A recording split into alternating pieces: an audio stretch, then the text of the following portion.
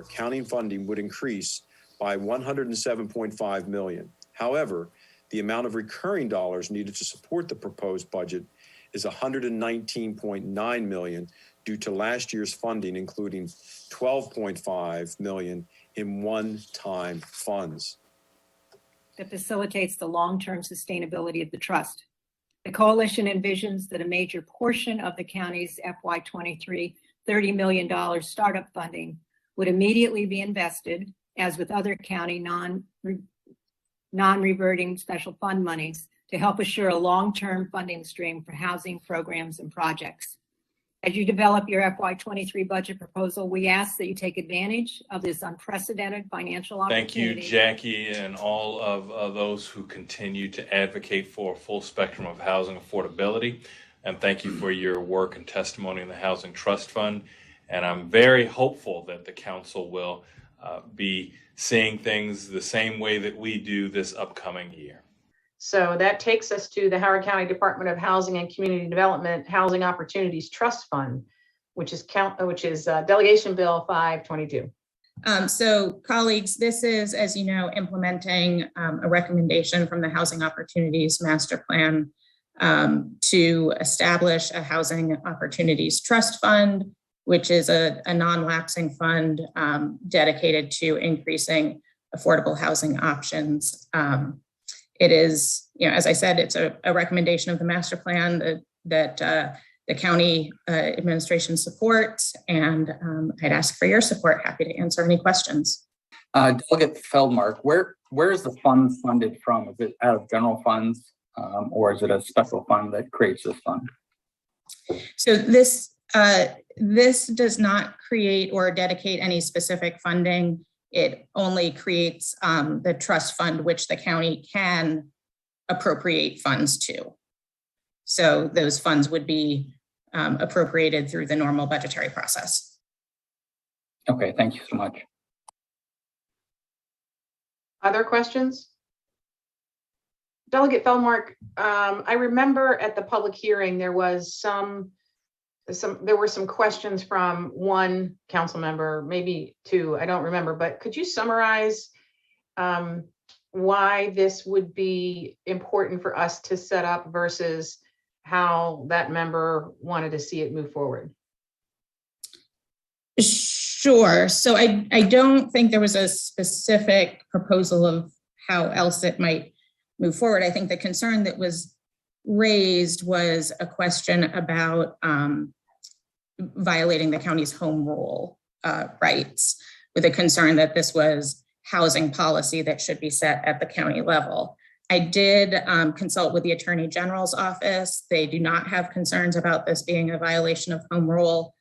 This really is a budgetary mechanism creating the non-lapsing fund. So that is well within our rights as the state to establish for the county to utilize. And in doing so, would the regulations on using the funds be determined by the county? So the bill sets some parameters based on the recommendations from the master plan, and then the fund would be administered by the county. Delegate Terraza.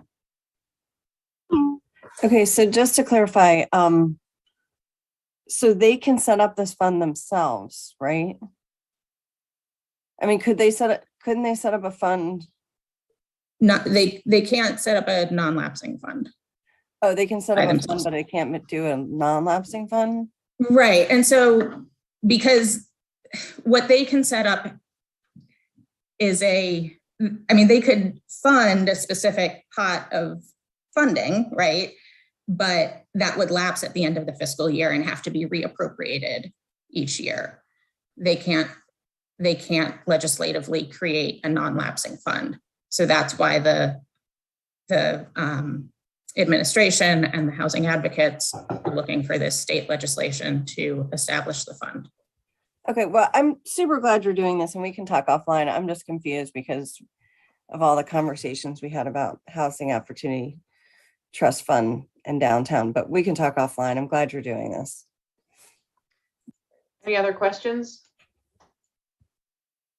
Delegate Feldmark, once the money from the county goes into the fund, is it a lockbox? Or can it be removed for any reason other than what the mission is of the fund? It would only be able to be used for affordable housing in, with the parameters that are laid out within the bill.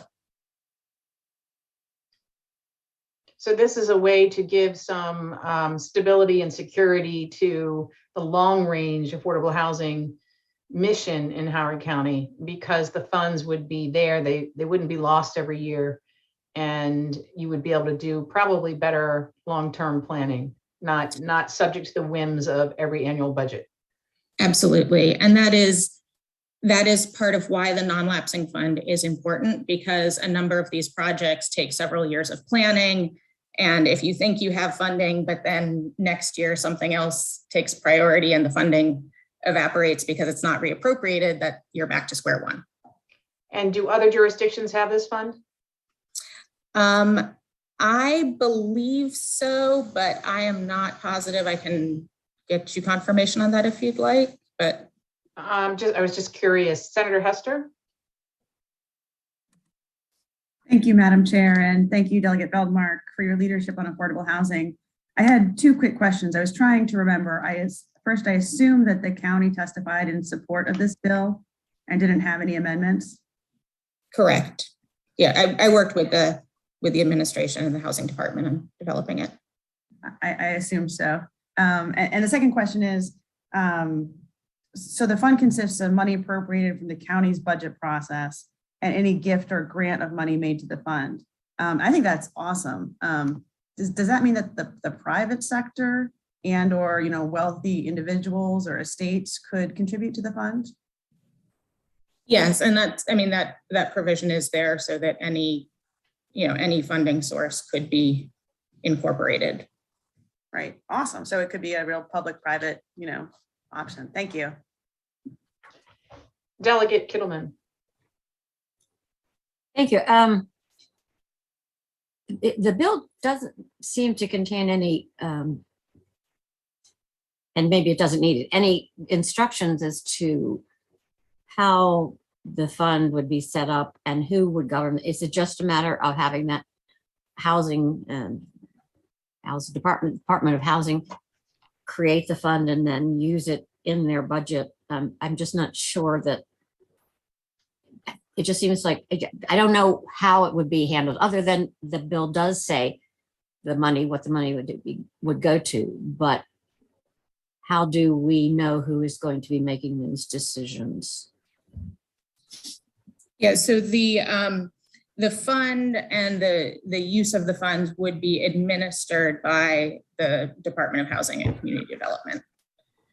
So they manage multiple funding programs related to affordable housing, the settlement down payment loan program, other types of assistance. So they would establish their own parameters for administering this fund as well. Okay, thank you. I'm going to go to Delegate Terraza, but if you have asked a question and your hand is still up, please put it down unless you have another question. Delegate Terraza? Yeah, thank you. Does that mean the council couldn't set any parameters on this fund? So council would appropriate funds and has, their existing authority to oversee that.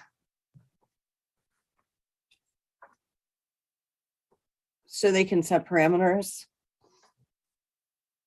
for how the fund is used? I think they can as conditions of the funding.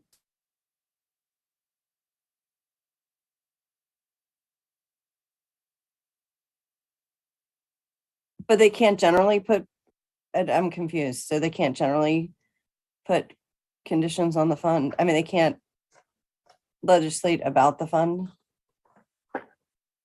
Just in the budget?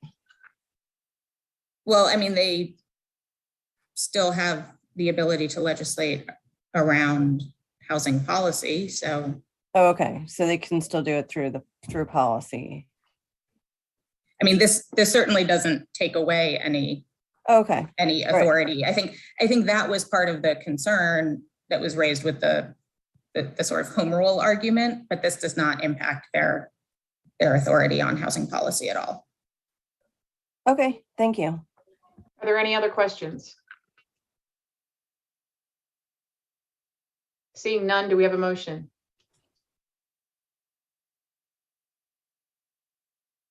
If you're making a motion, we can't hear you. I'll move approval. Is there a second?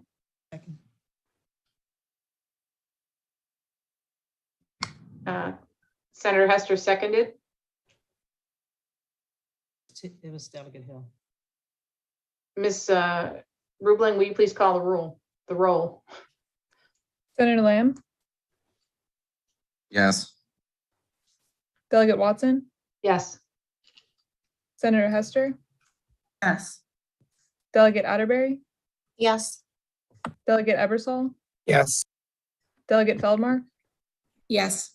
Delegate Hill, Yes. Delegate Kindelman.